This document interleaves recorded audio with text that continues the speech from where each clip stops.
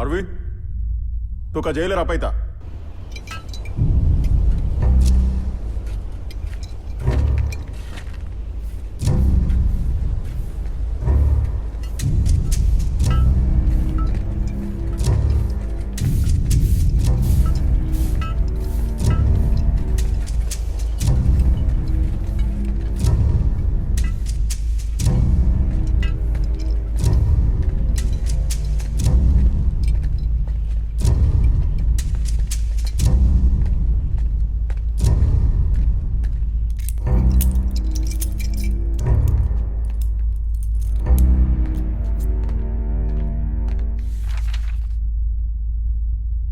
సరైన వా నుంచి నిజం రాబట్టమని మేయర్ సాబ్ మీతో చెప్పమన్నారు.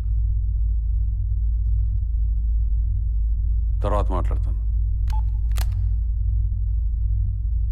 6 ఫ్రెండ్స్ అడవిలో క్యాంపింగ్కి వెళ్ళారు.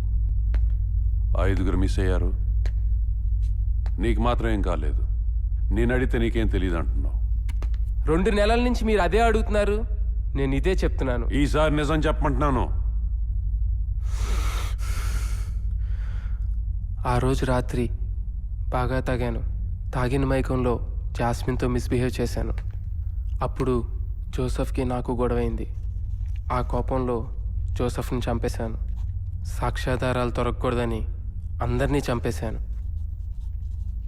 ఇదే కాదు సార్ మీరు నా దగ్గర నుంచి ఎక్స్పెక్ట్ చేస్తున్న ఆన్సర్.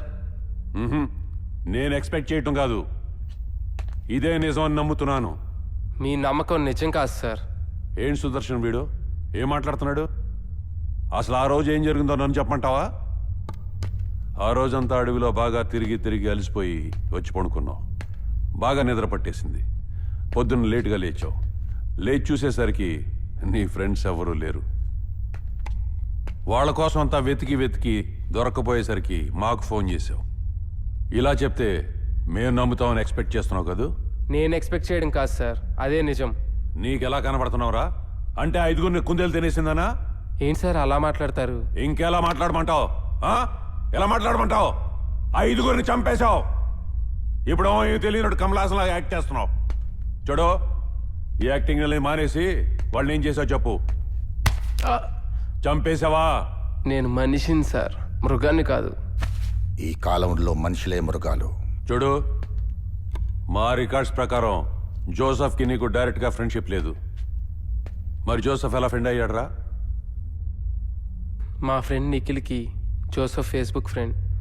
మేమందరం December 31st నైట్ కలుద్దాం అనుకున్నాం. కలిసి క్యాంప్కి వెళ్ళాం, అంతే. పోలీస్ డిపార్ట్మెంట్, ఫారెస్ట్ డిపార్ట్మెంట్ మొత్తం అడవంతా వెతికినా కూడా ఒక చిన్న క్లూ కూడా దొరకలేదు. అసలు ఆ జోసెఫ్ ఎవరో తెలుసా నీకు? మేయర్ కొడుకు. వాడే మిస్ అయ్యాడంటే మా మీద ఎంత ప్రెషర్ ఉంటుందో తెలుసా? ఎక్కేస్తారు. చూడు, నీకు 2 ఆప్షన్స్. ఆప్షన్ నంబర్ 1 వాళ్ళని నువ్వే చంపావని ఒప్పుకో. ఆప్షన్ నంబర్ 2 వాళ్ళని ఎక్కడ దాచావో చెప్పు. This is ridiculous sir. నేను చెయ్యను నేరని ఎలా ఒప్పుకోమంటారు?